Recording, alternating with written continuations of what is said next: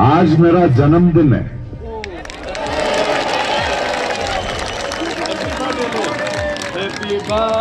नहीं तो मैंने सोचा मेरे जन्मदिन आपके साथ करूंगा मैं। जब मेरे बीवी को बोला मैंने कि मैं लद्दाख जा रहा हूं, ले जा रहा हूं, वांगचुक साहब के पास जा रहा हूं, आप लोगों के पास आ रहा हूं, तो मेरे बीवी बोली जाओ। She said, I'm proud of you. जाओ और उनसे बोलो मैं भी उनके साथ हूं। बहुत दिनों से आपकी बात चल रहा है। अगर आज मैं कृपाकर सेनानी भानु भारत देश की उस कोने से, साउथ इंडिया से यहां आ रहे हैं कि ये बात है कि आपकी आवाज वहां तक पहुंचा है।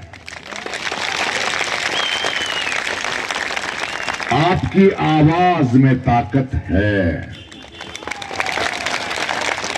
ये आपकी जीत है, आप ही का जीत है, क्योंकि इतिहास बोलता है इंसानियत ही जीतेगा, सच्चाई ही जीतेगा ना। क्योंकि हमको महसूस हुआ है कि आप जो लड़ रहे हैं आपके लिए नहीं लड़ रहे हैं, देश के लिए लड़ रहे हैं।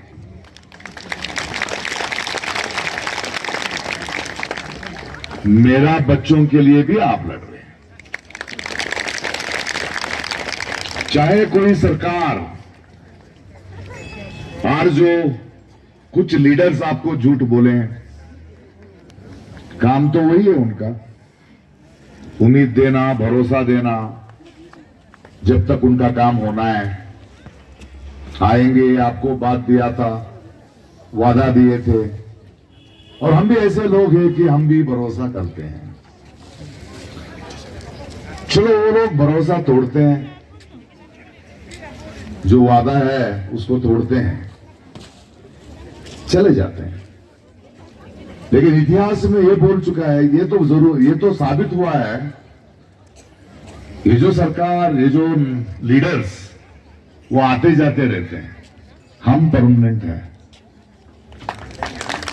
और इतिहास में लोगों का हक लोगों ही ऐसे सत्याग्रह करके लिए हैं। इस देश का स्वतंत्र का आंदोलन देखो, ऐसे ही उपवास से शुरू हुआ था महात्मा गांधी जी का। टाइम लगता है लेकिन जीत तो हमारा ही होता है। मैं साउथ इंडिया से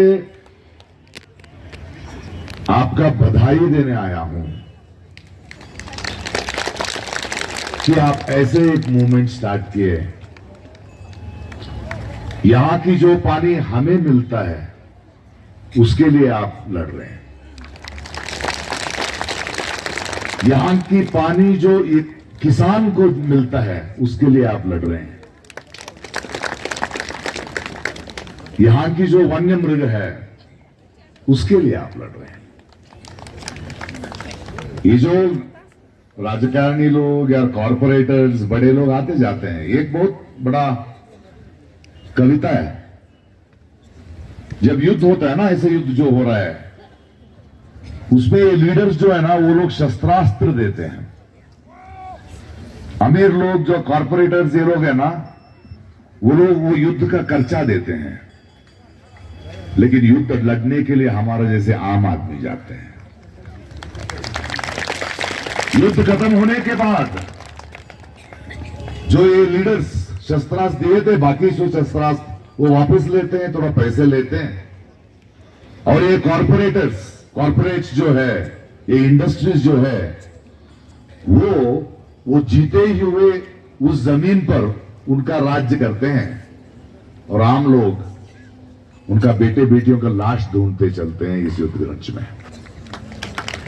यही तो होता है हर युद्ध में, हर ऐसे एक हिस्सा में। लेकिन हम जीतेंगे जब हम इकट्ठा होंगे, एक साथ आवाज उठाएंगे। आप ऐसे ही लगे रहो, हम भी है, बहुत नौजवान लोग, बहुत सोचने वाले लोग, बहुत इंसानियत रहने वाले जो कि इस बहुत भारत देश में हैं, इस दुनिया में हैं। आहिस्ता लेकिन आएंगे, साथ आएंगे, हम जिएंगे, हम जीतेंगे। Thank you for this wonderful spirit and Wancho साहब, हम आपको खोना नहीं चाहते।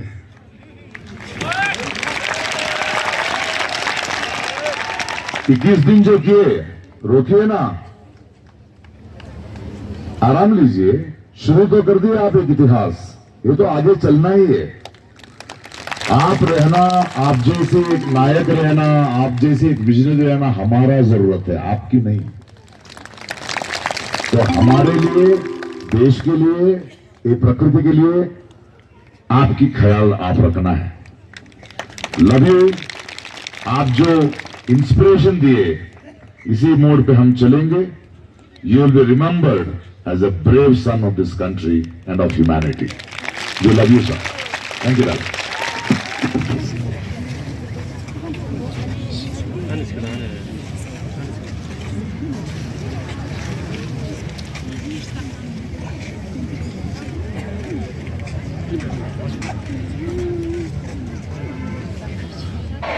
भारत माता की, भारत माता की। आप अपनी मांगें लिखित में देंगे। अब मांगे तो लिखित में पहले से दी जा चुकी थी।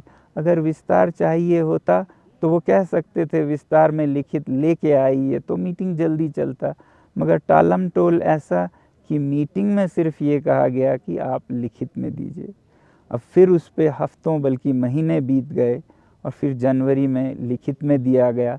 फिर अगली मीटिंग फरवरी 19 को बुलाई गई। फिर यहाँ से कोई 14 नेता दिल्ली गए। तब ये कहा गया कि ये समिति बहुत बड़ी है, 14 नेता नहीं, हम एक छोटी समिति बनाएंगे, सब कमेटी। फिर कुछ ज़्यादा फैसला नहीं हुआ और ये सब कमेटी फरवरी 24 को बैठेगी।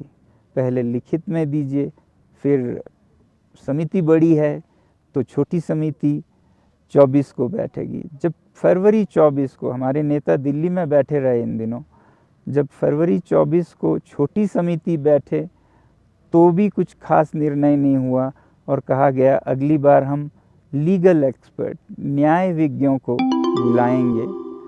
तो हमारे नेता उम्मीद कर रहे थे कि अब फरवरी 27-28 को तो मीटिंग होगी, वो कब तक दिल्ली रहते। और वैसे भी चुनाव की घोषणा होने वाली थी जिससे कि आचार संहिता लागू हो जाएगी।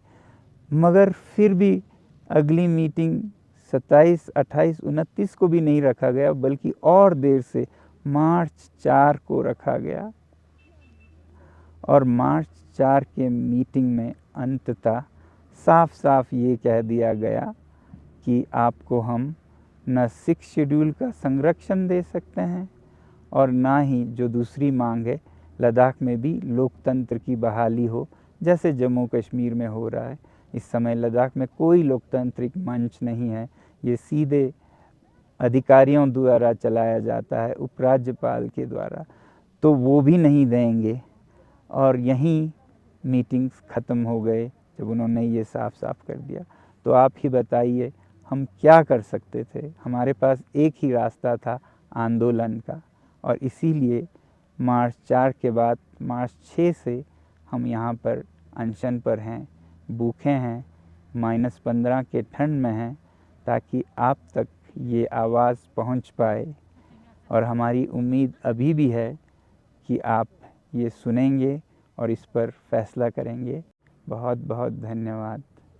नमस्कार।